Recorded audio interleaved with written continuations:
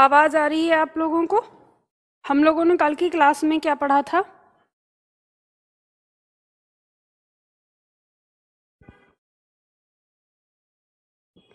Ma'am test में बहुत गलत हो रहा है, बस 15-16 ही सही हो रहा है। बताइए कैसे 20 में से 20 सही होगा? आपने व्याख्या देखी जो मैंने यूट्यूब पर व्याख्या कराई है क्वेश्चंस को? मैं जब व्याख्या करा रही हूँ तो उस व्याख्या में आप जाकर देखिए कि किस तरह से बता रही हूँ कि क्या चीज़ गलत हो रही है। पहला तरीका तो यह है कि ठीक है, आप समझिए प्रश्न की प्रकृति को और फिर तब उसका उत्तर दीजिए। दूसरा, जो प्रश्न आपके गलत हो रहे हैं उनकी लिस्ट बनाइए कि वो पर्यायवाची गलत हो रहे हैं या वो अनेक शब्दों के लिए एक शब्द वाले प्रश्न गलत हो रहे हैं या मुहावरे वाले गलत हो रहे हैं, विलोम वाले गलत हो रहे हैं या वाक्य शुद्धिकरण वाले गलत हो रहे हैं या रिक्त स्थान वाले गलत हो रहे हैं। ये लिस्ट बनाइए। अभी जब आप ये लिस्ट बनाएंगे, जब आपको ये पता चलेगा कि ये पॉइंट मेरा गलत हो रहा है, तभी तो आप उसके बारे में पढ़ेंगे ना। तो इसमें इतना परेशान होने वाली बात क्या है? इसे तो आपको देखिए कि जो चीज गलत हो रही है उसकी लिस्ट बनाइए कि गलत क्या हो रहा है, और जो गलत हो रहा है उसी को फिर से पढ़िए। ठीक है मैम? टेस्ट डेली करवाइए। हाँ, आप लोग पहले पढ़ाई कर लो, ये आपकी क्लास पूरी हो जाएगी, तब उसके बाद जो टेस्ट हैं वो डेली हो जाएंगे।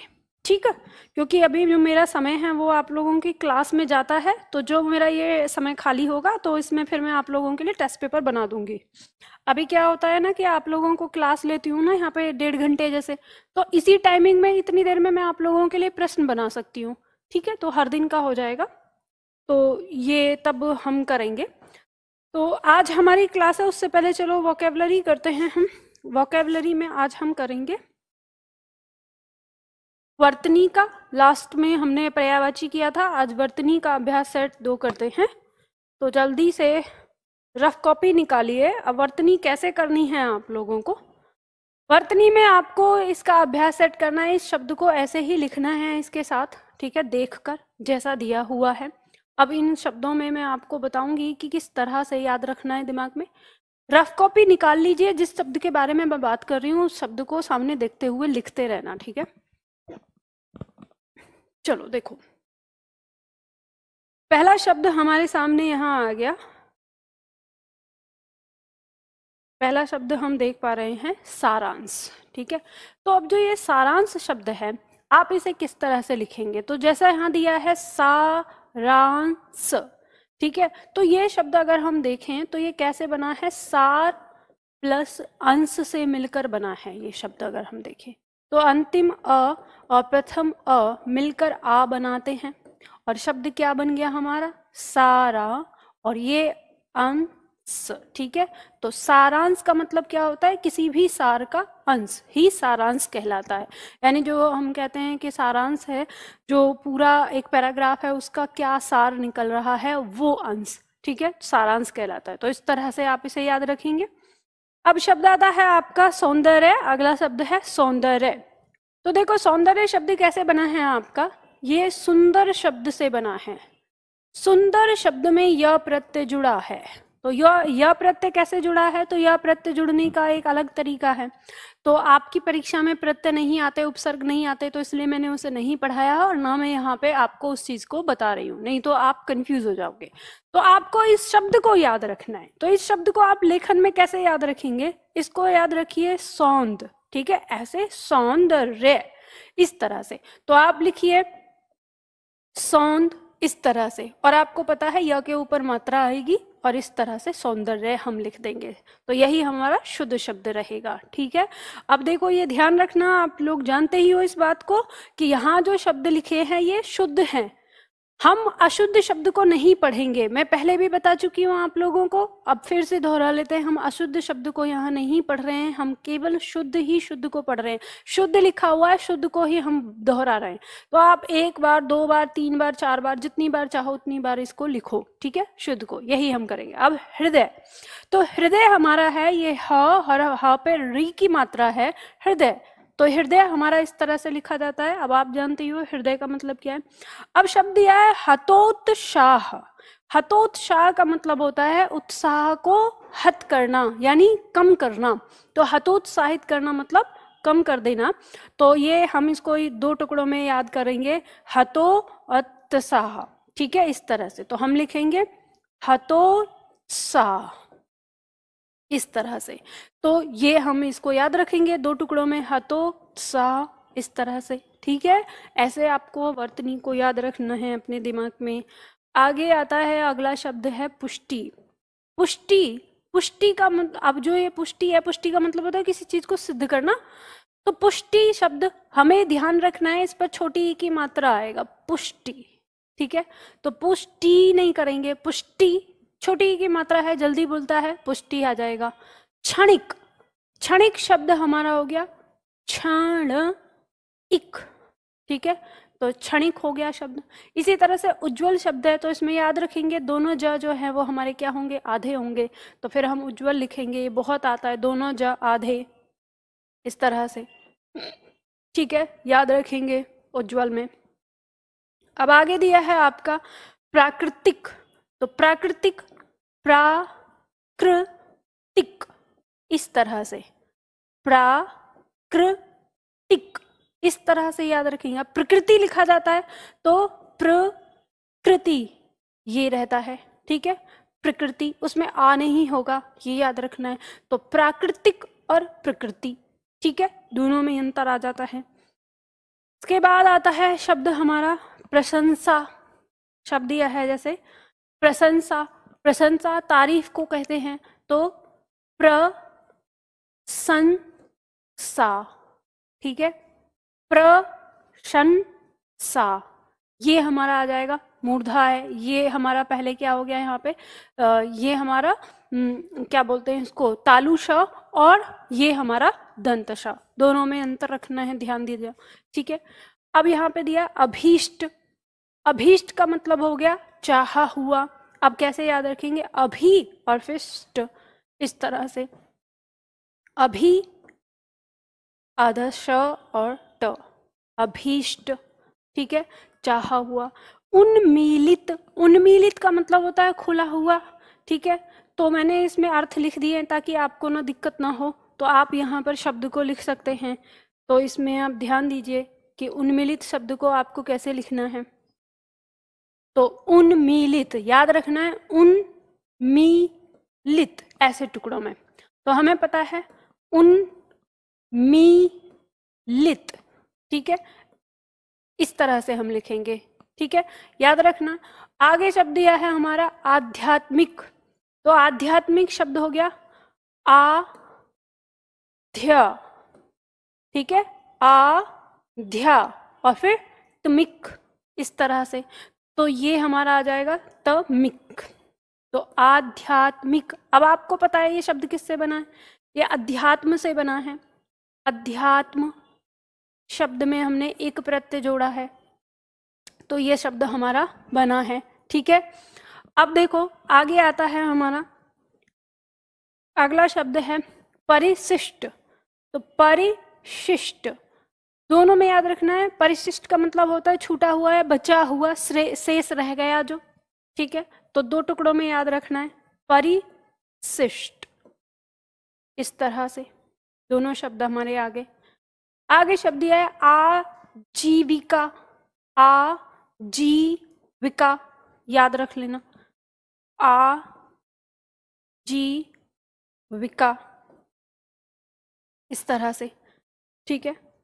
आगे शब्द दिया है प्राविधिक। तो प्राविधिक शब्द दिया है, तो आपको टुकड़ों में याद रखना है, प्राविधिक, इस तरह से। तो प्राविधि क, तो प्राविधिक हो गया, इस तरह से, ठीक है। तो जो भी शब्द आपको लगे कि ये बहुत कठिन है, तो उसको टुकड़ों में याद रखो थोड़ा थोड़ा। प्राविधि क, जो सरल सरल पॉइंट आता है, तो प्राविधिक हो गया। अब शब्द यह है यथाशक्ति। तो कैसे लिखोगे, यथाशक्ति, यथाशक्ति, ठीक है। इसके बाद आगे आता है अनुगृहीत। तो इसे याद रखना टुकड़ों में, अनुगृहीत ऐसे याद रखना है। तो अनु अनु ग्री, ठीक है, ग्री री की मात्रा है, ही, ठीक है। तो अनुगृहीत, अगर आप इस तरह से उच्चारण को भी रखेंगे और इसका लेखन को याद रखेंगे तो ये सब याद हो जाएगा आपको, ठीक है। आगे आता है हमारा अगला शब्द है परिणति, परिणति, ठीक है। तो याद रखेंगे परिणति, इस तरह से आ गया, ठीक है। तो परिणति हमें याद हो गया आराम से। अगला शब्द यह है प्रामाणिक, प्रामाणिक, तो ये शब्द हमारा बना है प्रमाण से, ठीक है। प्रमाण शब्द में, प्रमाण शब्द में हमने इक जोड़ा है, उससे बना है। तो कैसे बना, प्रामाणिक, इस तरह से बन गया, तो प्रामाणिक शब्द हो गया, ठीक है। अब आता है शब्द हमारा शुद्धिकरण। तो हमेशा ये याद रखना, जब शुद्धि शब्द होता है, केवल शुद्धि शब्द होता है, तो ये होता है, ठीक है, शुद्धि शब्द। लेकिन जब इसमें करण जोड़ दिया जाता है तो हमेशा ये बात याद रखना कि जब करण जोड़ दिया जाता है तो इस करण से पहले सदैव बड़ी ई की मात्रा का प्रयोग होगा, इससे पहले जो लगाएगा। अगर कोई छोटी भी लगी हुई है तो भी उसको बदल के किस में लिखना होता है, बड़ी ई में लिखना होता है, ठीक है। तो फिर ये जो हमारी छोटी छोटी की मात्रा है ये क्या हो जाएगी, शुद्धि। तो इस तरह से हो गया शुद्धिकरण। ये इसे याद रखना, जब आप अगर गूगल पे जाएंगे तो गूगल हमेशा क्या लिखता है, इसमें बड़ी की मात्रा लगाता है, क्योंकि वो क्या करता है, छोटी की मात्रा लगाता है, सॉरी, ऐसे सिर्फ शुद्धि के आगे करण लगा देता है सीधा। इस नियम का ध्यान नहीं रखता कि करण से पहले यहाँ पे बड़ी की मात्रा लगेगी, ठीक है। तो इसी तरह से जैसे मान लो स्पष्टीकरण होता है, तो स्पष्टीकरण में आ जाता है स्पष्ट, स्पष्ट, तो टी करण, क्योंकि करण आ गया तो स्पष्टीकरण, इस तरह से शब्द आ गया आपका। तो ये आपको ध्यान रखना है करण से पहले, ठीक है। अब यहाँ पे दिया है प्राण। तो प्राण तो बहुत ही सरल शब्द है, आराम से आप लिख सकते हो, कर सकते हो। प्राण जिसे चेतना कहते हैं, ठीक है, या जीव कहते हैं मन में, तो ये हमारा आ जाता है, आ गया। मैम बर्तनी का कोई रूल नहीं है क्या? बेटा हर चीज का रूल नहीं होता। मान लो कि अगर आपके पड़ोस में 10 लोग रहते हैं और उन 10 लोगों के आपको नाम याद रखने हैं, तो आप ये पूछोगे कि इनके नाम याद रखने का कोई ट्रिक है क्या, कोई रूल है क्या? अरे ये शब्द हैं, शब्द में वर्तनी का मतलब क्या है, स्पेलिंग। तो अंग्रेजी में जब आप स्पेलिंग याद करते हो कौन सा रूल लगाते हो, कोई रूल नहीं लगता। ये शब्द है, शब्द जैसा बना है वैसा आपको लिखना पड़ेगा, याद रखना पड़ेगा। इतने भी पागल मत बनो कि आपको हर चीजें रूल याद कर लोगे बेटा, लेकिन ये शब्द लिखना याद नहीं कर सकते हैं, ऐसा मत सोचो। जो मैं तरीका बता रही हूँ यही वो तरीका है, यही वो ट्रिक, इसे आप कहो ट्रिक कहो रूल कहो, जो भी कहना है, किस तरह से याद कर सकते हो। फिर रही बात आपकी वर्तनी की, वर्तनी में बहुत सारे आपके प्रत्यय हैं, प्रत्यय का प्रत्यय से के माध्यम से आप वर्तनी को सीख जाते हैं, संधि के माध्यम से आप बड़ी बड़ी वर्तनी को लिखना सीख लेते हैं, समास के माध्यम से सीख लेते हैं। अब आप कहोगे कि मैम संधि और समास भी हमें यहाँ पे पढ़ाइए, तो क्योंकि आपकी परीक्षा में डायरेक्ट उनसे प्रश्न नहीं आता, मैं तो पढ़ा दूंगी, मुझे तो कोई दिक्कत नहीं होगी, लेकिन आप में से ही कई सारे बच्चे जो देखेंगे प्रश्न कहेंगे संधि समास तो आता नहीं है मैडम, क्या पागलों की तरह हमें संधि समास पढ़ा रही हैं। तो ये अगर आपको संधि समास उपसर्ग प्रत्यय अगर इन सारी चीजों को सीखना है तो आपको कंप्लीट वाला बैच लेना होता है।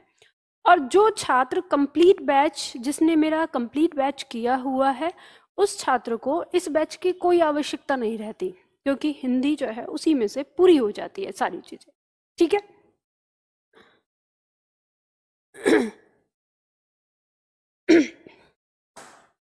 मुझे एक बात ये बताइए, आप लोग जो भी हमारे छात्र जो ये कमेंट कर रहे हैं कि 20 में से 20 कैसे लाने हैं मैडम, बेटा इस क्लास में मुझे जो इस समय सारे जितने लोग देख रहे हैं ना, इन सारे लोगों के 20 में से 20 आ सकते हैं, लेकिन तुम्हारे नहीं आ सकते। अभी आप ये बोलोगे कि मैम इतना रूड कैसे बोल रही हैं, तो इसलिए बोल रही हूँ क्योंकि मैं यहाँ पे आपको ये शब्द सिखा रही थी और मैंने आप लोगों को ये बात बोली कि जैसे मैं लिख रही हूँ मेरे साथ रफ कॉपी पे इनको दोहराना लिखना। लेकिन ये काम छोड़ के आप वहाँ कमेंट में ये लिख रहे हैं कि मुझे 20 में से 20 कैसे लेके आने हैं, ये सारी चीजें आप इसमें लिख रहे हैं। तो ऐसे ना आएंगे बेटा 20 में से 20। जो काम बोल रही हूँ करने के लिए वो तो तुम्हारे करना बस की नहीं रहा, वो तो तुम्हें करना नहीं है, और फिर तुम ऊपर से इस तरह की बातें कर रहे हो यहाँ पर। और मैं सच बताऊं, सच्ची में ना मैं पक चुकी हूँ। ये मेरा अंतिम बैच है एसएससी जीडी के लिए। मैं अब कभी जिंदगी में दोबारा एसएससी के लिए, मैं एसएससी के टेस्ट पेपर करा दूंगी लेकिन मैं बैच नहीं बनाऊंगी, क्योंकि मैं सच में ना आप लोगों से पक जाती हूँ, आप लोगों के ये बच्चेपन की बातें और बच्चेपन की हरकतों से। तो मैं सोचती हूँ, कमेंट में इसलिए देखती हूँ, फिर आप में से बहुत सारे लोग ये कहते हैं कि मैम कमेंट पे ध्यान मत दो। अरे कमेंट इसलिए देखना पड़ता है कि चलो देखें भाई क्या कह रहे हो क्या नहीं कह रहे हो। इनमें से अगर मैं देखूं जितनी भी कमेंट हैं, इनमें से आप अपनी योग्यता निर्धारित कर सकते हैं इन कमेंट को देख के कि हम कितनी मतलब महत्वपूर्ण कमेंट कर रहे हैं और मैम को उन महत्वपूर्ण बातों पे चर्चा पर चर्चा करने के लिए मजबूर कर रहे हैं। ये सब तुम्हारी पढ़ाई में आएंगे, है ना। कोई बात नहीं बेटा, तुम लोगों ने मेरे को पैसा दिया है तो मेरी ड्यूटी है, मेरा ये कर्तव्य है कि मैं तुम लोगों को परीक्षा के लिए पढ़ाऊं। लेकिन ये बात तो मैं पक्का है कि मैं अब एसएससी जीडी के लिए दोबारा बैच तो नहीं बनाने वाली, क्योंकि मैं मेरी एनर्जी ऐसे लोगों के साथ नष्ट नहीं करना चाहती जो टीचर को कोई वैल्यू ही ना देते हों, जो टीचर की बात का कोई मतलब ना मानते हों, कुछ समझते ना हों। हर दिन ये एक बात बताती हूँ, हर दिन एक चीज बोलती हूँ, अरे बेटा पढ़ लो, बेटा जो मैं पढ़ा रही हूँ अरे थोड़ा सा मेरे ऊपर ध्यान दे लो, मैं टीचर हूँ तुम्हारी तो कुछ तो योग्यता रखती होंगी, धेले भर की 1% 2% अगर मेरे पास आए हो तो तन कम से कम मेरे से पढ़ लो, पहले मेरी बातें सुन लो ना, अपनी फालतू की बकवासबाजी करनी है हमको। मैं कमेंट पे इसलिए ही ध्यान देती हूँ, बोलती हूँ कि आप लोगों को ये न लगे कि पता नहीं मैम ने रिकॉर्डिंग कर रखी है क्लास या नहीं, बस आती हैं अपनी बातें धांग लेती हैं। लेकिन आप लोग मेरा मूड अपसेट कर देते हो बिल्कुल, एकदम जैसे दूसरी तीसरी चौथी पांचवी क्लास का बच्चा रिएक्ट करता है ना, उससे भी गए गुजरे तरीके से रिएक्ट करते हो, बिल्कुल एकदम ऐसे ही। पता नहीं कहाँ से आ दूं मैं, सच्ची में ना बहुत डिसअपॉइंट करते हो आप लोग और मेरा मूड खराब कर दिया। मैं सोचा कि चलो वर्तनी समझा रही थी इतनी, उसके बाद देखती हूँ कहीं किसी को कोई दिक्कत तो नहीं है, ये दिक्कत इनकी मेरे कोई दिक्कत में डाल दिया। खैर चलो छोड़ो, जो मेरे बच्चे मुझसे पढ़ने आए हैं उन बच्चों के लिए मैं पढ़ाना शुरू करती हूँ। ध्यान दो, आज हमारा जो टॉपिक है वो है क्रिया। यहाँ पर हम क्रिया की बात करेंगे आज, अभी तक हम लोग विशेषण पढ़ चुके हैं, आज हमें क्रिया समझनी है। बहुत ही महत्वपूर्ण पॉइंट है, हमारी परीक्षा में यहाँ से प्रश्न आ जाते हैं, आए हुए हैं पिछली परीक्षाओं में। तो क्रिया का मतलब क्या होता है? अगर हम क्रिया की परिभाषा की बात करें तो परिभाषा कहती है कि जिस शब्द से किसी काम का होना या करना पाया जाता है उसे क्रिया कहते हैं। यानी किसी काम का होना या करना पाया जाए उसी को क्या कहते हैं? क्रिया कहते हैं। आगे दिया हुआ है जैसे खाना, पीना, रोना, गाना, खेलना, पढ़ना, लिखना आदि। ठीक है, अब आगे दिया है क्रिया दो प्रकार की होती हैं, मौलिक क्रिया और यौगिक क्रिया। देखो यहाँ पे आपको एक चीज समझनी है कि हमारे पास सबसे पहले तो हम इस बात को जानेंगे कि क्रिया हमारी होती कितनी है, सॉरी हमारी होती क्या है, किन शब्दों को हम क्रिया कहते हैं। जैसे वाक्य प्रयोग करें, हमने एक वाक्य लिखा, हमने कहा मोहन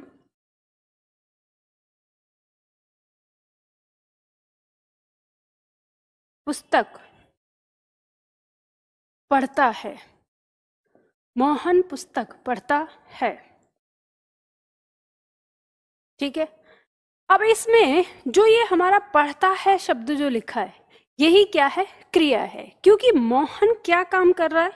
मोहन काम कर रहा है पुस्तक पढ़ने का। ठीक है, तो जो काम करना होता है वही तो क्रिया कहलाती है। अब मोहन कर रहा है पढ़ने का काम, तो ये पढ़ता है यहाँ पर हमारी क्या कहलाएगी? क्रिया। लेकिन अब यहाँ क्रिया के कई सारे रूप दिखेंगे आपको। पढ़ता है, पढ़ रहा है, जैसे मैं लिखती हूँ यहाँ पे, क्या हम लिख सकते हैं? पढ़ रहा है। और क्या आ सकता है? पढ़ेगा, पढ़ेगा, या मोहन ने पुस्तक पढ़ी। ठीक है, इस तरह से। तो ये जो अलग अलग यहाँ पर प्रयोग हो रहे हैं, पढ़ रहा है, पढ़ता है, पढ़ेगा, पढ़ी, इस तरह के जो शब्द प्रयोग हुए क्रिया में, तो हम यहाँ पर कहेंगे कि ये ही हमारे क्या हैं? क्रिया के यौगिक रूप हैं। ये क्या है? यौगिक रूप। तो क्रिया का मौलिक रूप क्या है? तो क्रिया का मौलिक रूप है ये पढ़ना, जिसमें ना हमारा जो ना प्रत्यय है वो लगा है। ठीक है, तो ना प्रत्यय जब क्रिया के साथ लगा होता है तो वही उसका क्या होता है? मतलब उसका रूप है, मौलिक रूप नहीं है। मौलिक रूप क्या होता है सब अभी मैं आपको बताती हूँ। यानी ये तो क्या है? ये हमारी क्रिया है। अब उसके बाद हम मौलिक क्रिया और यौगिक क्रिया की बात कर रहे हैं, तो हम यहाँ पे समझेंगे कि मौलिक क्रिया और यौगिक क्रिया हमारी क्या होती हैं, इनमें दोनों में अंतर। शब्द है पहले हमारी मौलिक क्रिया और दूसरा है यौगिक।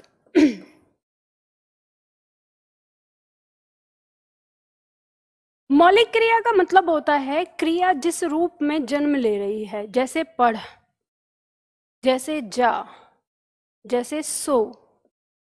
ठीक है, ये हमारी क्या है? मौलिक क्रिया। अब इसी में अगर हमने लगा दिया पढ़ना, ठीक है, पढ़ता, पढ़ेगा, जो हमने बदलाव किया है वो किसमें किया है? ना प्रत्यय लगाकर, ता प्रत्यय लगाकर, एगा प्रत्यय लगाकर। ठीक है, तो इससे ये हमारी जो क्रिया में परिवर्तन हुआ, जो परिवर्तन रूप आया, यही परिवर्तन रूप इसका यौगिक रूप कहलाता है। और जो ये रूप है यानी बिना प्रत्यय के, ये रूप मौलिक या मूल रूप कहलाता है। मूल रूप, या इसे हम धातु भी कहते हैं। क्या कहते हैं? धातु। ठीक है, तो यदि अगर आपके सामने आए, मान लो शब्द आ गया कि जैसे शब्द है जाता, तो जाता क्रिया का, जाता क्रिया की धातु क्या होगी? तो आपको समझ में आता है कि इसकी धातु होगी जा। ठीक है, सिर्फ ये ता हटाकर।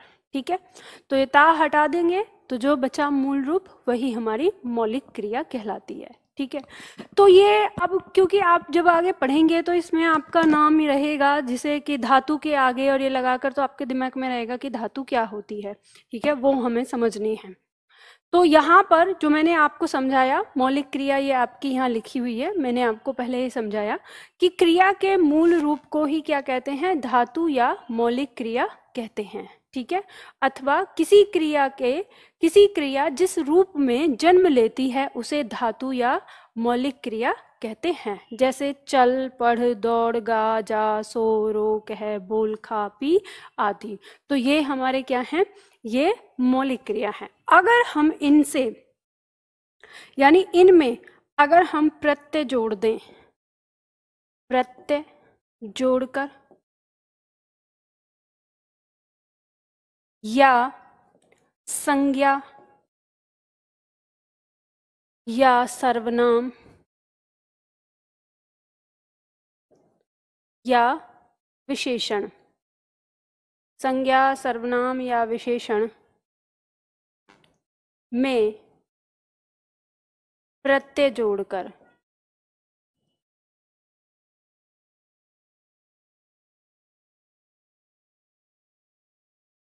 ठीक है, हम क्या बनाते हैं? क्रिया बनाते हैं। जोड़कर क्रिया बनाते हैं, और क्रिया बनाते हैं यानी ये जो आपकी धातु हैं इनमें, और क्रिया के साथ साथ यौगिक क्रियाएं, यानी इनका मतलब क्या है? यौगिक क्रियाएं, यौगिक क्रियाएं बनाते हैं। ठीक है, तो ये जो हमारी धातु है, इन्हीं को हम इन्हीं के साथ प्रत्यय जोड़कर, या संज्ञा के साथ संज्ञा जोड़कर, या उसके प्रत्यय जोड़कर, या विशेषण के साथ प्रत्यय जोड़कर हम उसमें क्या बना देते हैं? उनके यौगिक क्रियाएं बना देते हैं। ठीक है, अब यौगिक क्रियाओं के फिर भेद होते हैं जहां से आपकी परीक्षा में प्रश्न आते हैं। अभी तक तो जो हमने देखा वहां से तो आपका कोई प्रश्न नहीं आता। जो प्रश्न आता है वो यहाँ से आता है कि यौगिक क्रियाएं हमारी क्या हैं। तो यौगिक क्रियाएं हम 3 आधार पर बांट लेते हैं, कर्म के आधार पर, ठीक है, अर्थ के आधार पर और क्रिया के अन्य भेद, इस आधार पर हम इसे बांटते हैं। तो जब हम कर्म के आधार पर देखते हैं तो ये क्रिया हमारी 2 प्रकार की होती है, सकर्मक क्रिया और अकर्मक क्रिया। सकर्मक क्रिया फिर 2 प्रकार की होती है, एक कर्मक और द्विकर्मक, एक कर्मक और द्विकर्मक, ठीक है। तो ये कर्म के आधार पर हमारी क्रिया होती है, सकर्मक क्रिया, अकर्मक क्रिया। अर्थ के आधार पर अगर हम देखते हैं क्रिया, तो ये 2 प्रकार की होती है, क्रियार्थक संज्ञा और प्रेरणार्थक क्रिया। और फिर प्रेरणार्थक क्रिया 2 प्रकार की होती है, प्रथम प्रेरणार्थक और द्वितीय प्रेरणार्थक, ठीक है। और हम जब बात करते हैं क्रिया के अन्य भेद, तो इसमें आता है पूर्वकालिक क्रिया, संयुक्त क्रिया, सहायक क्रिया और कालवाचक, ठीक है। तो इन्हीं भेद को, यानी जो दिए हैं, इन्हीं को हम विस्तार से पढ़ते हैं एक एक करके, क्योंकि यहां से हमारी परीक्षा में प्रश्न बनते हैं, ठीक है। चलो आगे बढ़ो। अगला पॉइंट इसमें कि कर्म के आधार पर हम सबसे पहले देखेंगे क्रिया। तो कर्म के आधार पर क्रिया के 2 भेद हैं, सकर्मक क्रिया और अकर्मक। देखो, सकर्मक क्रिया और अकर्मक क्रिया की पहचान क्या है, मैं आपको यहाँ बताऊंगी।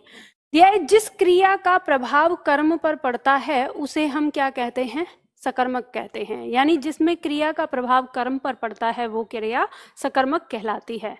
और अकर्मक क्रिया, जिस क्रिया का प्रभाव कर्म पर न पड़कर कर्ता पर पड़ता है, वो क्रिया हमारी क्या कहलाती है, वो अकर्मक क्रिया कहलाती है। अब ये जो प्रभाव है सकर्मक पे पड़ के अकर्मक पे ना पड़ के और ये सारी चीजें, तो ये प्रभाव आपको समझ में नहीं आता।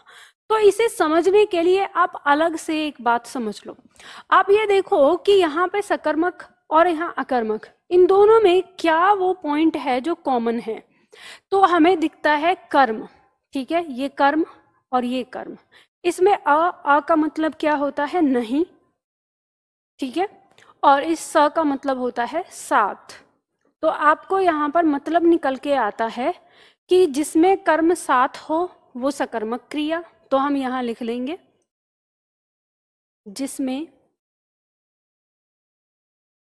कर्म साथ हो वह, ठीक है, तो जिसमें कर्म साथ होगा तो वह हमारी क्या कहलाएगी, सकर्मक क्रिया। और यहाँ पे नहीं आ गया तो जिसमें कर्म नहीं है, तो यानी जिसमें कर्म ना हो, जिसमें कर्म साथ ना हो, ठीक है, तो वो क्या हो गई, हमारी अकर्मक क्रिया हो गई। अब हम वाक्य प्रयोग करेंगे और वाक्य प्रयोग करके इसको समझने की कोशिश करेंगे, ठीक है। जैसे मान लो हमने यहाँ लिखा बच्चा रोटी खाता है, बच्चा रोटी खाता है, बच्चा रोटी खाता है। और दूसरा वाक्य हम लिखेंगे बच्चा रात में रोता है, बच्चा रात में रोता है, ठीक है। तो अब यहाँ पर 2 वाक्य हैं, ये अकर्मक हो गया और ये सकर्मक हो गया। तो हम यहाँ देखते हैं कि खाता ये क्रिया हमारी सकर्मक और रोता ये क्रिया हमारी अकर्मक। और कैसे अकर्मक हुई, तो अब हम देखेंगे कि यहाँ पर जो बच्चा है ये वाक्य का कौन है, कर्ता है, ठीक है। और ये खाता है, ये क्या है, वाक्य की क्रिया है।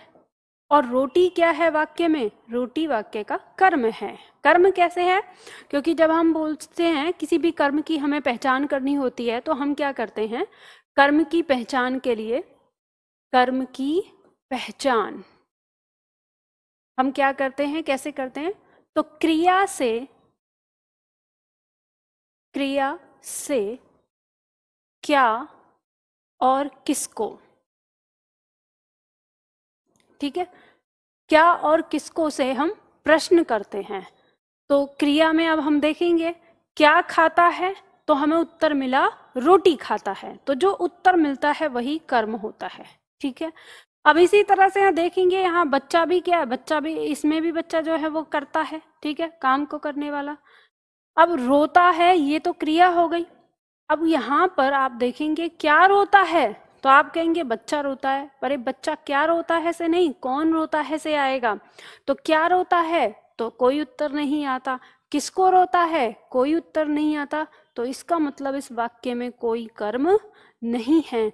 जब इस वाक्य में कोई कर्म नहीं है तो ये क्रिया हमारी अकर्मक क्रिया कहलाएगी, यानी वह क्रिया जिसने अपने साथ कोई कर्म नहीं लिया। लेकिन यहाँ पर उत्तर आया कि क्या खाता है, रोटी खाता है, तो ये क्रिया हमारी क्या कहलाई, सकर्मक कहलाई। क्या कहलाई, सकर्मक। ठीक है। अब ये रात में क्या है, तो ये अधिकरण है। आपने कारक चिन्ह पढ़े ही है, मैंने पढ़ाए हैं आपको। तो ये क्या हो गया, अधिकरण हो गया। मैं को दिखा रहा है यानी समय को दिखा रहा है। समय को दिखाने वाला कारक चिन्ह क्या होता है, हमारा कारक अधिकरण होता है। तो ये अधिकरण हो गया। बात समझ में आ गई आपको। तो अब यहाँ पर ये जो चीज आपने समझी, अकर्मक और सकर्मक, तो ध्यान देना, आपको क्या याद रखना है, क्रिया से क्या अथवा किसको,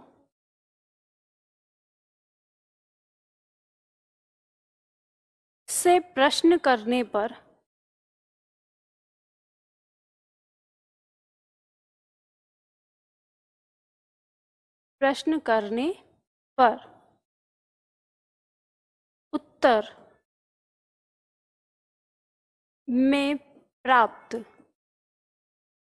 उत्तर में प्राप्त शब्द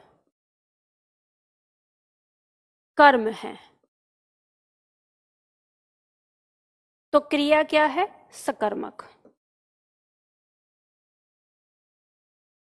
ठीक है। और यदि क्रिया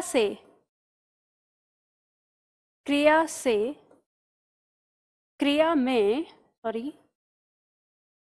क्या और किसको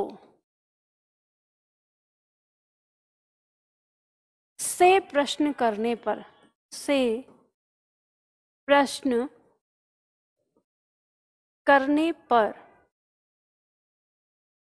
कोई उत्तर प्राप्त नहीं, तो वह क्रिया अकर्मक है। ठीक है। अब यहाँ पे जैसे हमने प्रश्न लिखा था, तो दूसरा प्रश्न देख लेते हैं। जैसे मान लो हमने कहा लड़का सेब खाता है, लड़का सेब खाता है। फिर दोबारा से समझा रही हूँ, ठीक है, जो वहां समझाया है। लड़का सेब खाता है। दूसरा वाक्य, मीरा पुस्तक पढ़ती है, मीरा पुस्तक पढ़ती है।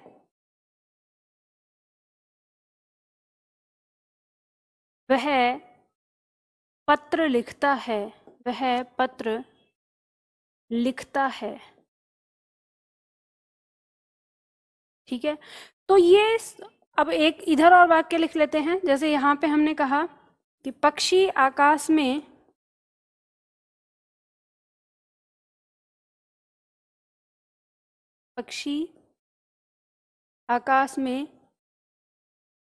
उड़ते हैं।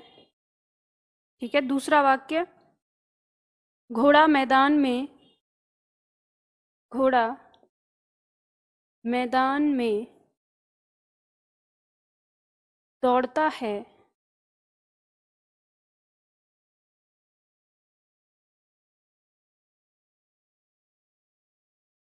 शीला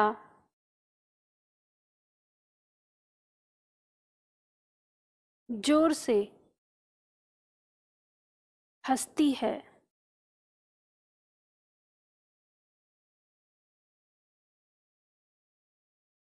ठीक है।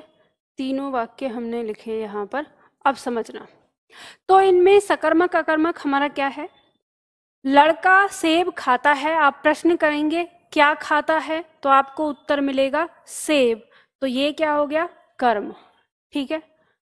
मीरा पुस्तक पढ़ती है, क्या पढ़ती है, उत्तर मिलेगा पुस्तक पढ़ती है, तो ये भी क्या हो गया हमारा कर्म। वह पत्र लिखता है, क्या लिखता है, उत्तर मिलता है पत्र लिखता है, तो ये क्या हो गया कर्म। तो ये क्रिया हमारी क्या हो गई, सकर्मक क्रिया हो गई। ठीक है, कौन कौन सी, खाना, पढ़ना, लिखना, ये क्या है हमारी सकर्मक क्रिया है। ठीक है, अब यहाँ पे आया पक्षी आकाश में उड़ते हैं, तो हम कहते हैं कि क्या उड़ते हैं, तो कोई उत्तर नहीं आता।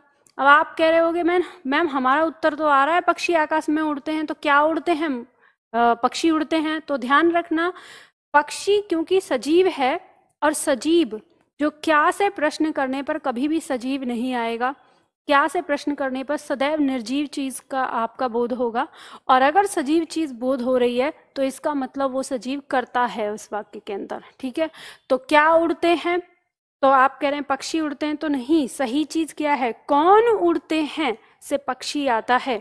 और अगर क्या उड़ते हैं से पक्षी आता भी है आपका, तो ये पक्षी इस वाक्य का क्या है, करता है, क्योंकि काम को करने वाला कौन है, उड़ने का काम कौन कर रहा है, पक्षी कर रहा है। तो जब वो वाक्य का कर्ता हो गया तो कर्म होगा ही नहीं।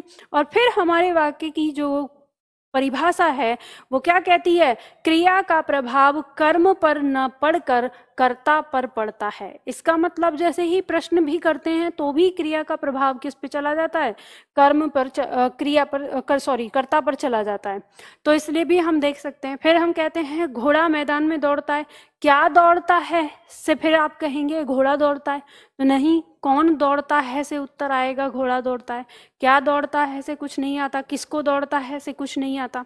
ठीक है, तो इसमें अगर हम देखते हैं क्या दौड़ता है, घोड़ा आ रहा है, तो घोड़ा फिर वाक्य का क्या हो गया, कर्ता हो गया है। ठीक है, तो फिर कर्ता पर प्रभाव पड़ रहा है।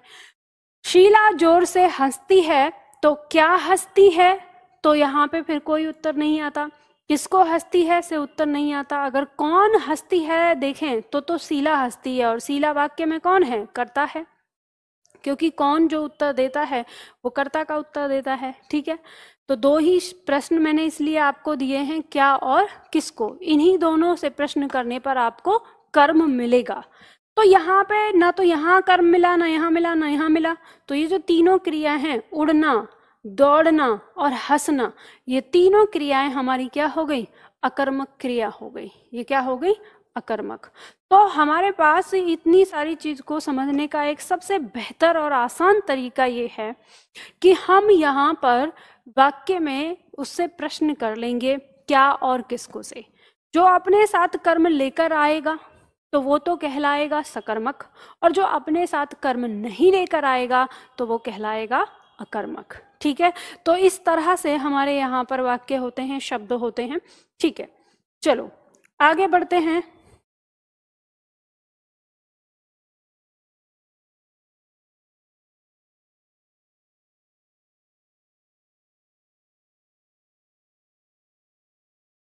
पक्षी आकाश में उड़ते हैं, एक बार समझा दीजिए।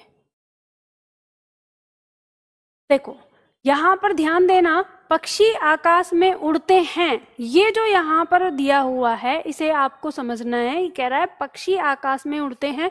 आप प्रश्न करेंगे क्या उड़ते हैं, तो आप कहेंगे मुझसे, जब मैं आपसे पूछूंगी क्या उड़ते हैं तो आप बोलेंगे पक्षी उड़ते हैं। तो नहीं, क्या उड़ते हैं से निर्जीव होना चाहिए, कौन उड़ते हैं से उत्तर आना चाहिए पक्षी। ठीक है, कौन उड़ते हैं, पक्षी उड़ते हैं, तब आएगा। तो कौन जो लेकर आता है वो अपने साथ कर्ता लेकर आता है, यानी कौन से, अगर आप कौन और किसने से प्रश्न करेंगे क्रिया के साथ तो वो वाक्य के कर्ता को बताता है। ठीक है, तो ये ध्यान रखिए, यहाँ पे आपका सीधा सीधा सकर्मक और अकर्मक क्रिया के साथ यहाँ पे आपका कारक चिन्ह का संबंध होता है, कारक का, जो हमने पढ़ा था। तो जो क्रिया है उस क्रिया का संबंध जो वाक्य के अन्य शब्द हैं वो कारक हैं। तो हम क्रिया के साथ ना प्रश्न करके पहचान कर सकते हैं। हमने प्रश्न किया कारक क्रिया के साथ कि क्या और किसको, तो क्या और किसको से प्रश्न करने पर प्राप्त उत्तर जो होता है वो कर्म होता है। ठीक है, वो क्या होता है, वो कर्म होता है। तो वहां पर हम देखते हैं, यहाँ पर हम प्रश्न करेंगे क्या से तो कोई उत्तर नहीं आएगा, किसको उड़ते हैं तो भी कोई उत्तर नहीं आता। ठीक है, तो ये हमारा क्या हो जाएगा, ये क्रिया हमारी अकर्मक हो जाएगी। अब आप कहें ये वाली चीज कि मैम हम जब बोलते हैं क्या उड़ते हैं तो हमारे दिमाग में तो पक्षी ही आता है, तो आप इसे ये भी समझिए कि ये बात ये सिद्ध करती है कि जो हमारी ये परिभाषा कहती है ना कि क्रिया का प्रभाव कर्म पर न पड़कर कर्ता पर पड़ता है, इसलिए आपके उत्तर में कर्म ना आकर कर्ता आया, क्योंकि वो क्रिया क्या है, वो अकर्मक क्रिया है और अकर्मक क्रिया का सीधा प्रभाव किस पर पड़ता है, पक्षी यानी उसके कर्ता पर पड़ रहा है। तो इसलिए उड़ने का सीधा प्रभाव जो है वो पक्षी पर पड़ रहा है, तो इसलिए भी आपके उत्तर में वो आ रहा है। जबकि आपको पता है कि पक्षी कौन है, जबकि आपको यहाँ पे पता है कि पक्षी कौन है, काम को करने वाला है, तो काम को करने वाला तो कर्ता कहलाता है। ठीक है, तो इस तरह से आपको इस चीज को समझना है। ठीक, ये है आपकी अकर्मक और सकर्मक क्रिया। अब इसके बाद आता है हमारे पास अर्थ के आधार पर क्रिया के भेद।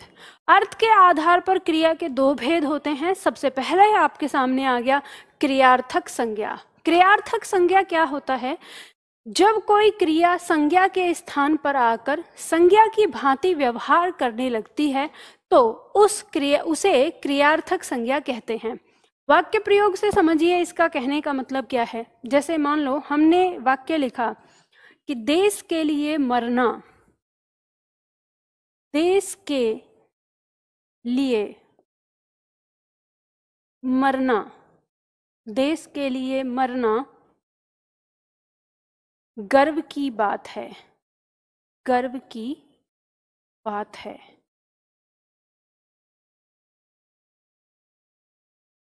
ठीक है, दूसरा वाक्य लिखें, सुबह में टहलना, सुबह में टहलना स्वास्थ्य के लिए, स्वास्थ्य के लिए लाभदायक है, लाभदायक है।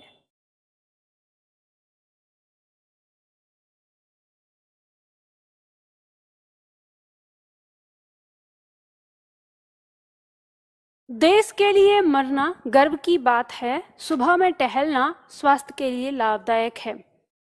यहाँ पर जो शब्द आया है ये मरना और टहलना, ये क्रिया शब्द है। ठीक है, ये क्या है, क्रिया शब्द हैं। पर ये कहाँ पर आए हैं, संज्ञा के स्थान पर। संज्ञा के स्थान पर क्यों आए हैं, क्योंकि ये यहाँ पर संज्ञा के जैसा व्यवहार कर रहे हैं। क्योंकि क्रिया कहाँ होती है, क्रिया अंत में होती है वाक्य के।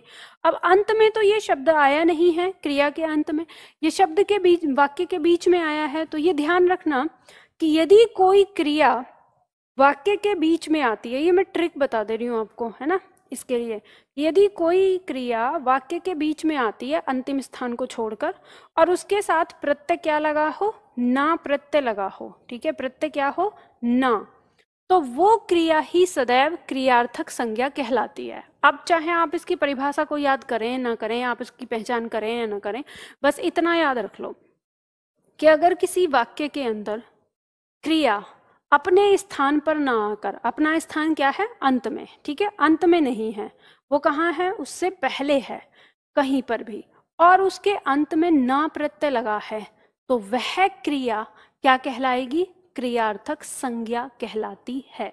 ठीक है, तो बस इतना याद कर लो तो आराम से आपको पता चल जाएगा इसकी पहचान। इसके बाद आता है हमारा दूसरा पॉइंट, प्रेरणार्थक क्रिया। प्रेरणार्थक क्रिया का मतलब होता है ये वह क्रिया होती है जो प्रेरणा देकर कराई जाती है। कहने का मतलब होता है बोलने वाला इस क्रिया को किसी और दूसरे के माध्यम से करवाता है। ठीक है, बोलने वाला इस क्रिया को किसी दूसरे के माध्यम से करवाता है जो वो काम है। जैसे मान लो हमने यहाँ पे वाक्य लिखा, हम एक वाक्य लेते हैं, शब्द है, जैसे हमने कहा दीपा ये पुस्तक, ये पुस्तक उठाना,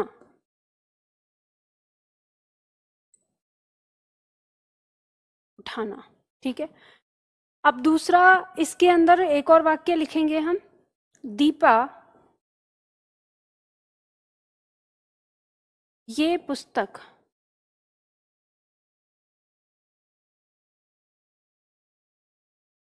उठवाना। ठीक है, तो हमने कहा कि जो प्रेरणार्थक क्रिया होती है उसमें जो बोलने वाला है वो उस क्रिया को किसी दूसरे के माध्यम से करवाता है। तो यहाँ पे जैसे हमने ये दो वाक्य लिखे, दीपा ये पुस्तक उठाना, इस वाक्य के अंदर काम को कौन करेगा, यानी जो पुस्तक उठाने का काम है ये बोलने वाला करेगा या दीपा करेगी? तो ये काम दीपा करेगी, क्योंकि दीपा से ही ये काम करने के लिए कहा जा रहा है। तो जो बोलने वाला है वो दीपा को कह रहा है ये काम, ठीक है, तो ये काम दीपा करेगी। अब आगे जो दूसरा वाक्य है इसमें क्या है कि दीपा ये पुस्तक उठवाना। तो इस वाक्य में हमें ये भाव समझ में आया कि ये काम दीपा भी नहीं करेगी, अब दीपा किसी और से करवाएगी ये काम। तो मतलब जो बोलने वाला है वो दीपा को इस काम की जिम्मेदारी दे रहा है कि ये काम वो किसी और से करवा दे। ठीक है, तो अब ये जो काम, यानी जो बोलने वाला है वो काम स्वयं न कर कर वो किसी और दूसरे से जब करवाता है तो वो प्रेरणा देता है, और उसी को हम प्रेरणार्थक क्रिया कहते हैं। यानी जब प्रेरणा देता है मतलब कि काम को करने को कहता है। तो यही क्रिया हमारी दो प्रकार की होती है, फिर प्रथम प्रेरणार्थक और द्वितीय प्रेरणार्थक। तो जो क्रिया सामने वाले व्यक्ति से कराई जाती है प्रथम प्रेरणार्थक कहलाती है, और जो क्रिया किसी तीसरे व्यक्ति से कराई जाती है तो द्वितीय प्रेरणार्थक कहलाती है। तो इन दोनों में अंतर तो आपको समझ में आ गया कि पहले वाक्य में तो दीपा उस पुस्तक को उठाएगी, लेकिन दूसरे वाक्य में दीपा उस पुस्तक को किसी अन्य यानी तीसरे व्यक्ति से उठवाएगी, तो इसीलिए वो द्वितीय प्रेरणार्थक हो गया। तो हमें वाक्य यानी इसमें जो हमारी ये क्रिया है, इस क्रिया को देखकर, यानी ये जो हमारी यहाँ पे क्रिया है, इस क्रिया को देखकर ही हमें ये बात समझ में आ रही है कि ये काम कौन करेगा। इस क्रिया को देखकर हमें ये बात समझ में आ रही है कि इस काम को कौन करेगा। ठीक है, तो बस इतना ही होता है। तो इसकी एक पहचान क्या है कि अगर आपसे प्रेरणार्थक, प्रथम प्रेरणार्थक और द्वितीय प्रेरणार्थक में रहे तो पहचान ये है कि आप धातु, जो धातु है, धातु में, धातु का मतलब क्या हुआ, मूल क्रिया। ठीक है, तो धातु में अगर हम आना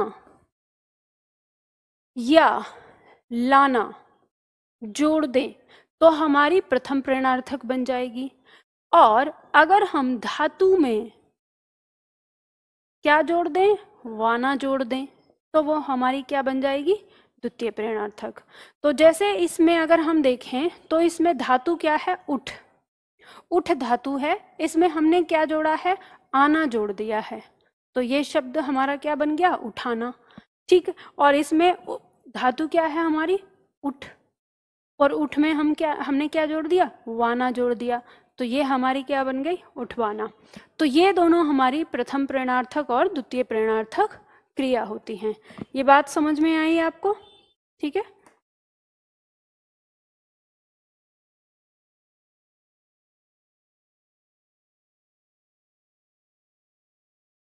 मैम बंदर पेड़ पर चढ़ता है, इस वाक्य में कौन सी क्रिया है? देखो यहाँ पर ये आपने लिख लिया, समझ लिया। अब यहाँ पे मैं आपको बताती हूँ कैसे समझना है। वाक्य है बंदर पेड़ पर चढ़ता है।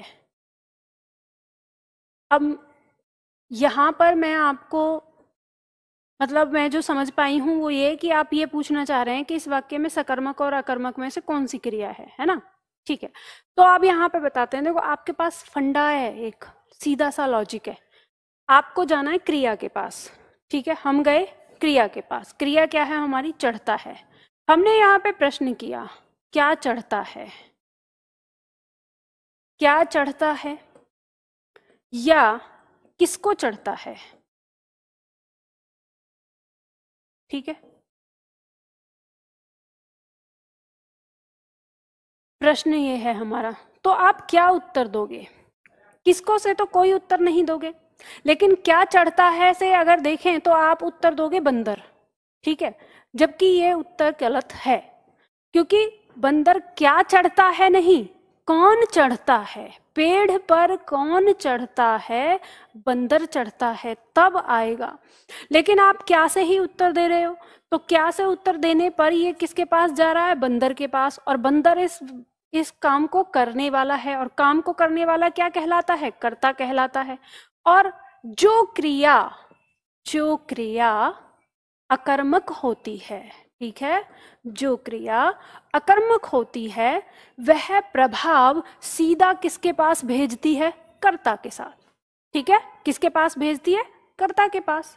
तो इसीलिए क्योंकि ये क्रिया क्या है, अकर्मक है, इसीलिए आपका जो उत्तर है वो किसके पास पहुंच रहा है, कर्ता के पास पहुंच रहा है। बस इतना आपको समझना है, ठीक है।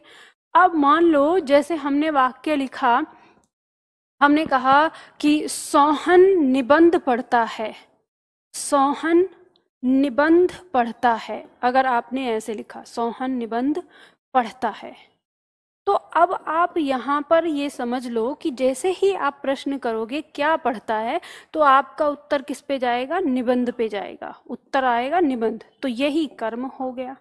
अब अगर ये जाता सोहन के पास में तो ये कर्ता हो जाता फिर, ठीक है। तो अब हम मान लो इसमें जैसे प्रश्न करें, जब हमने इसमें प्रश्न किया क्या पढ़ता है, तो उत्तर आएगा आपके पास निबंध, ठीक है।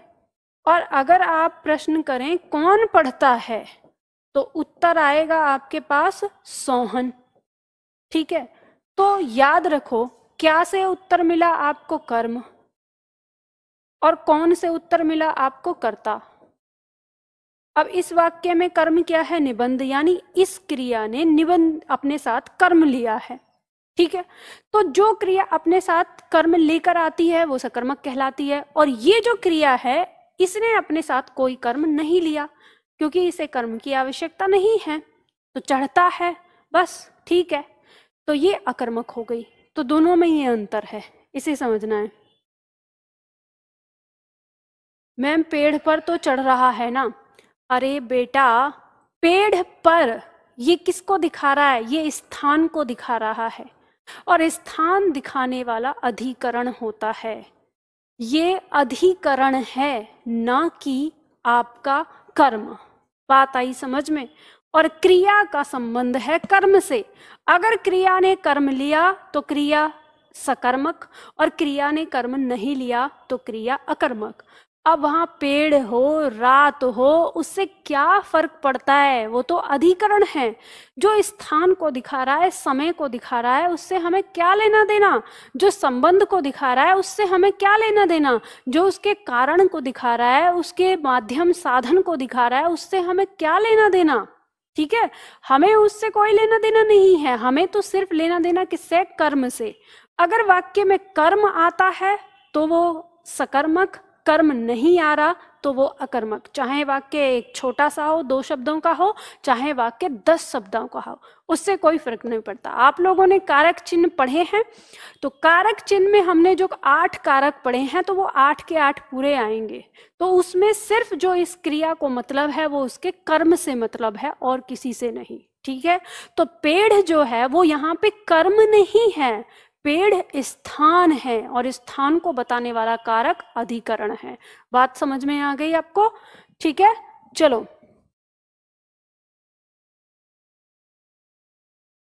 पेड़ तो सजीव है ना, तो मैंने आपको ये कब कहा कि पेड़ सजीव नहीं है, इसमें बताओ कि मैंने कब ये बोला है कि पेड़ सजीव नहीं है। सजीव होने से ना होने से क्या मतलब है, मुझे नहीं पता कि आप लोगों ने क्या समझा। मैंने आपको एक स्पष्ट सी चीज समझाई है कि जो आपका कर्म होता है, इस कर्म से जो क्या आपका है, इससे जब भी उत्तर आएगा और अगर वो कर्म है तो वो सदैव निर्जीव होगा, मैंने ये बोला है। अब इस निर्जीव में आने पर अगर आप इस सजीव शब्द को लेकर आ रहे हैं तो ये सजीव उस समय कर्ता होता है, अगर ये लेकर आते हैं। तो मैंने ये बताया है कि हम गलत उत्तर देते हैं, अगर हम क्या से, कि हमने कहा क्या चढ़ता है, और आप अगर उत्तर बंदर दे रहे हैं तो ये गलत दे रहे हैं बेटा, ये सही उत्तर नहीं है आपके द्वारा। आपके द्वारा सही उत्तर तब आएगा जब हम प्रश्न करेंगे कौन चढ़ता है, तब कौन से आपका उत्तर बंदर होगा। ये प्रश्न भी सही है और ये उत्तर भी सही है। लेकिन जब हमने कहा क्या चढ़ता है, इससे अगर आपने उत्तर दिया बंदर चढ़ता है, तो ये गलत उत्तर है। समझ गए? गलत उत्तर है ये।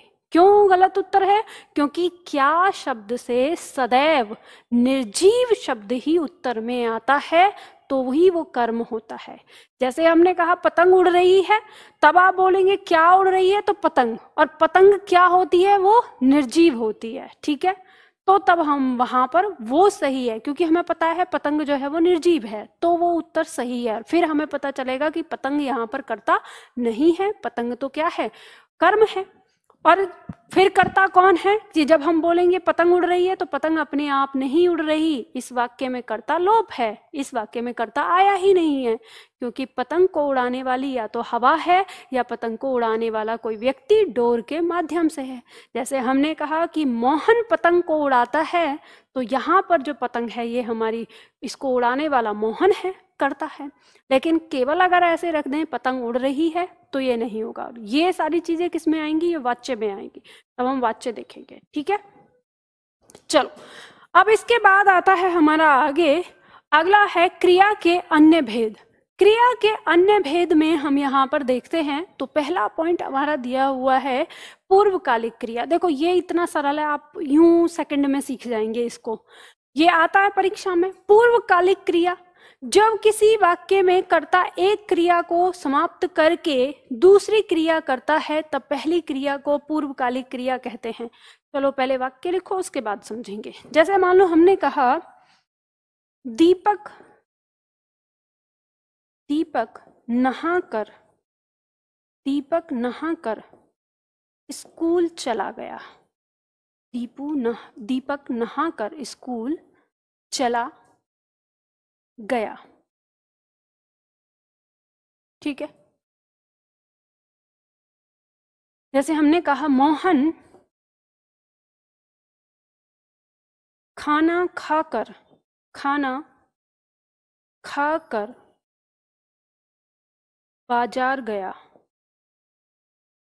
बाजार चला गया, या बाजार गया था। ठीक है, इस तरह से लिखते हैं, बाजार गया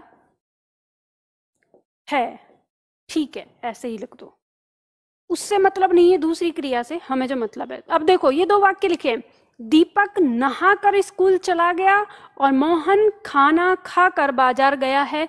ये दो वाक्य, इन दोनों वाक्यों में दो दो क्रियाएं हुई हैं। ठीक है, पहले वाक्य में कौन कौन सी क्रिया हुई है, एक तो नहाने का काम हुआ है और दूसरा चले जाने का काम हुआ है। ठीक है, तो पहले कौन सा काम हुआ, पहले चला गया या पहले नहाया, तो पहले नहाया।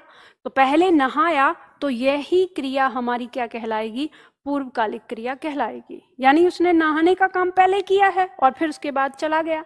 अब इसी तरह से मोहन खाना खाकर बाजार गया, तो खाने का काम पहले किया है उसके बाद बाजार गया है, तो यही हमारी क्या कहलाएगी, पूर्वकालिक क्रिया कहलाएगी।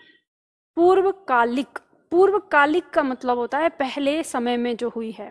ठीक है, तो इसकी पहचान कैसे कर सकते हो, तो इसकी पहचान कर सकते हो कि धातु जो आपकी होती है उसके साथ आपको कर प्रत्यय देखने को मिलेगा, और वही हमारी पूर्वकालिक हो जाती है। जैसे नहाना, तो नहा में कर जुड़ा, तो नहाकर। ऐसे ही खाकर। ठीक है, अब ये कैसा होगा, ये आंख बंद करके लिखना, जहां भी वाक्य में आपको ऐसा लिखे, नहाकर, खाकर, सोकर, पीकर, जगकर, उठकर, बैठकर, कर जिसमें भी लगा हो, वो क्रिया आपकी सदैव क्या होगी, पूर्वकालिक क्रिया होगी। ये बहुत सरल है, आराम से आप समझ जाओगे। और पर ये सरल होने के बावजूद भी आपकी परीक्षा में आती है, तो इसका मतलब यहाँ पे ये है कि छात्र इसकी पहचान नहीं कर पाते। तो बस आपको इसकी पहचान किससे करनी है, कर से करनी है। कर प्रत्यय धातु के अंदर क्रिया के मूल रूप में जहां पे भी कर लगा होगा, खाकर, पीकर, सोकर, जाकर, नहाकर, बैठकर, उठकर, ठीक है, तो ये सारे शब्द हमारे किसके अंदर आएंगे, पूर्वकालिक क्रिया के अंदर आएंगे। बात समझ में आ गई आपको?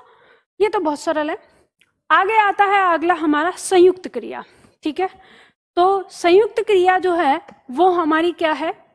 संयुक्त क्रिया, संयुक्त शब्द का मतलब होता है जो दो चीजों से मिलकर बनी है। तो संयुक्त क्रिया है जो क्रिया दो या दो से अधिक धातुओं के योग से बनकर नया अर्थ देती है, उसे हम संयुक्त क्रिया या यौगिक क्रिया के नाम से जानते हैं। अब इसमें वाक्य प्रयोग करेंगे हम, जैसे मान लो वाक्य प्रयोग करते हैं, उसके बाद समझेंगे। जैसे पहला वाक्य दिया है हमारे साथ, हमने कहा बच्चा रोते रोते, बच्चा रोते रोते, बच्चा रोते रोते सो गया, सो गया। ठीक है, और दूसरा वाक्य हम लिखेंगे, जैसे हमने कहा हमें माता पिता, हमें माता पिता की आज्ञा का पालन करना चाहिए। हमें माता पिता की आज्ञा का पालन करना चाहिए। ठीक है, दूसरा वाक्य, एक और वाक्य हम लिखेंगे। जैसे मान लो हमने कहा रोहन के दादाजी, रोहन के दादाजी अब चलने फिरने लगे हैं, चलने फिरने लगे हैं। ठीक है, तो यहाँ पर हमने देखे तीन वाक्य हैं हमारे सामने। बच्चा रोते रोते सो गया, हमें माता पिता की आज्ञा का पालन करना चाहिए, रोहन के दादाजी अब चलने फिरने लगे हैं। तो ये तीन वाक्य हमारे सामने हैं। अब इस बात को समझो, इन वाक्यों में जो क्रिया है, यहाँ हम देखेंगे रोते रोते सो गया, यहाँ तीन क्रियाएं एक साथ आई हैं और उन तीन क्रियाओं ने ही इस वाक्य को प्रयोग किया, पूरा किया है कि बच्चा रोते रोते सो गया। तो ये सारी क्रियाएं मिलकर वाक्य का भाव पूरा कर रही हैं, इसलिए ये सारी क्रियाएं मिलकर एक साथ संयुक्त क्रियाएं कहलाती हैं। ठीक है, क्या कहलाती हैं? संयुक्त क्रियाएं। ठीक है, अब इसी तरह से हमें माता पिता की आज्ञा का पालन करना चाहिए। पालन करना ये एक क्रिया हो गई और चाहिए ये क्रिया हो गई। तो ये दोनों क्रियाएं अलग अलग होकर भी एक भाव को पूरा कर रही हैं। तो ये दोनों क्रियाएं मिलकर हमारी क्या कहलाएंगी? संयुक्त क्रियाएं कहलाएंगी। ठीक है, फिर रोहन के दादाजी अब चलने फिरने लगे हैं, इस तरह से आ गया और ये सारी क्रियाएं मिलकर एक भाव पूरा कर रही हैं कि चलने फिरने लगे हैं। तो ये सारी क्रियाएं मिलकर यहाँ पर क्या कहलाएंगी? संयुक्त क्रिया कहलाएंगी, यानी संयुक्त क्रिया या यौगिक क्रिया हम इनको नाम देंगे। तो ये हमारी संयुक्त क्रिया कहलाती हैं। ठीक है, तो आपकी परीक्षा में यहाँ से यही प्रश्न आएगा, वाक्य प्रयोग देकर आपसे कहेगा कि निम्न में से वह वाक्य बताइए जिसमें संयुक्त क्रिया का प्रयोग हुआ है। तो आप समझ जाएंगे कि संयुक्त क्रिया हमारी कौन सी है, जिसमें दो या दो से अधिक, ठीक है, दो या दो से अधिक धातुएं जहां पर भी जुड़ी हुई हो और वो अलग अलग हो। जैसे रोना और सोना, और सोना और गया, ठीक है, यानी जाना। सो गया एक साथ मिलकर एक भाव दे रहा है। जब अगर हम इसे अलग अलग देखें तो ये है मतलब सोना, तो सोने की क्रिया अलग है, और ये गया मतलब जाना होता है। तो ये सोना और जाना में कितना अंतर है, लेकिन फिर भी ये दोनों मिलकर क्या दे रहे हैं? एक भाव दे रहे हैं कि सो गया। ठीक है, एक ही काम को बता रहे हैं। तो वे क्रियाएं हमारी जो इस तरह से हैं, वे हमारी क्रियाएं संयुक्त क्रिया कहलाती हैं। तो इस तरह से इन क्रियाओं ने आपस में मिलकर भाव को पूरा किया, तो ये संयुक्त क्रियाएं कहलाती हैं। ठीक है, अब आता है अगला पॉइंट, सहायक क्रिया। सहायक क्रिया क्या होती है? जो क्रियाएं मुख्य क्रिया के साथ मिलकर उसका भाव स्पष्ट करे या भाव को पूरा करती हैं, या क्रिया के काल के विषय में बताती हैं, वो क्रियाएं हमारी सहायक क्रियाएं कहलाती हैं। दो काम है सहायक क्रिया के। पहला तो वाक्य के भाव को पूरा करना और दूसरा वाक्य के काल को बताना, यानी क्रिया के समय को दिखाना कि क्रिया किस समय में हुई है। जैसे मान लो हमने यहाँ पर वाक्य लिया, जैसे हमने कहा बच्चा स्कूल जा रहा है। बच्चा स्कूल जा रहा है। ठीक है। दूसरा, वह सो चुका था। वह सो चुका था।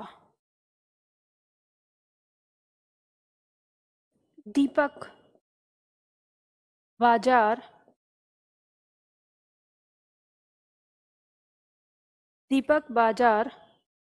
जाता है। दीपक बाजार जाता है। ठीक है। ये वाक्य हमारे सामने है। अब समझो इसमें, यहाँ पर ये क्रिया है हमारी जाना। ठीक है। इसके साथ रहा है, ये सहायक क्रिया है। यहाँ पर हमारी क्रिया सोना, ये क्रिया है, धातु है, उसके साथ चुका था, ये दोनों क्या है, सहायक क्रिया हैं। अब इसमें क्रिया जाना यानी जाता, इसके साथ मुख्य क्रिया, और इसके साथ ये क्या हो गई, सहायक क्रिया। ठीक है। तो यहाँ पर रहा है, चुका था और है, ये क्या है, हमारी सहायक क्रिया है। सहायक क्रिया। अब सहायक क्रिया का मतलब क्या है, ये वाक्य के भाव को पूरा करने आए हैं। अगर मान लो हम इनको निकाल दें वाक्य से, तो हमारा वाक्य कैसा रहेगा, बच्चा स्कूल जा। अब हमें आगे पता ही नहीं चल रहा है कि क्या हो रहा है। ठीक है। वह सो, आगे पता ही नहीं हो रहा फिर क्या है। ठीक है। दीपक बाजार जाता, आगे कुछ समझ में ही नहीं आ रहा पूरा क्या हो रहा है। तो यहाँ पर रहा है ने बताया कि वो स्कूल जाने का, यानी स्कूल एक ही है, ये डबल आ गया है। ठीक है। तो स्कूल, वह स्कूल जाने का काम कर रहा है, तो इसके भाव को पूरा किया, और साथ ही साथ रहा है बताया, तो इस चीज को दिखाया कि वह क्या है, एक मतलब हमारा तात्कालिक वर्तमान काल है। क्या बताया, वर्तमान काल की क्रिया है वो। यहाँ पर चुका था, इसने बताया भूतकाल की क्रिया है, और भूतकाल में भी पूर्ण भूतकाल की है। ठीक है। पूरी तरह से काल समाप्त हो चुका है समय हमारा, तो यहाँ पर काल भी बताया उसने। इसी तरह से यहाँ पर है, जाता है, तो ये वर्तमान काल की क्रिया है, एक सामान्य वर्तमान काल की क्रिया, लेकिन भाव को पूरा कर रहा है और साथ ही साथ हमें काल भी बता रहा है। तो इस तरह से जो सहायक क्रिया है वो हमारी यहाँ पर हमें पता चल जाती है कि वो किसको दिखाती है, क्रिया के काल का बोध कराती है, और साथ ही साथ क्रिया जो वाक्य का भाव है उसे स्पष्ट करती है। ठीक है। यहाँ पे आती है। आगे देखो, अगला पॉइंट है कालवाचक। कालवाचक का मतलब है क्रिया के जिस रूप से ये पता चलता है कि क्रिया किस समय में हुई है, उसे कालवाचक क्रिया कहते हैं। इसे हम काल के नाम से भी जानते हैं। यह हमेशा ध्यान रखना, जो काल आप पढ़ते हो जिसमें तीनों काल हमारे आते हैं, ये काल जो तीन काल हैं हमारे, ये क्रिया के ही रूप हैं। ठीक है। इन्हें हम क्रिया के अंदर ही पढ़ते हैं, लेकिन क्योंकि ये समय का बोध कराते हैं, तो हम इसको एक अलग ही नए टॉपिक से पढ़ते हैं, काल के नाम से। ये काल यानी कालवाचक क्रिया हमारी तीन प्रकार की होती है। कौन कौन सी, वर्तमान काल, वर्तमान काल, दूसरी होती है भूतकाल, तीसरी होती है भविष्यकाल। ठीक है। ये तीन प्रकार की हमारी क्रियाएं होती हैं जो काल को दर्शाती हैं, जो समय को दर्शाती हैं, और इनको हम पढ़ते हैं काल के नाम से। ठीक है। तो कल की क्लास में मैं आप लोगों को काल के बारे में पढ़ाऊंगी। आज की क्लास में तो ये नहीं हो पाएगा क्योंकि एक दिन का आपका टॉपिक है, तो कल की क्लास में हम काल पढ़ेंगे। आज के लिए हम इतना ही करते हैं, यहीं पे मैं आपको समाप्त करती हूँ क्लास को। ठीक है, यहीं पर।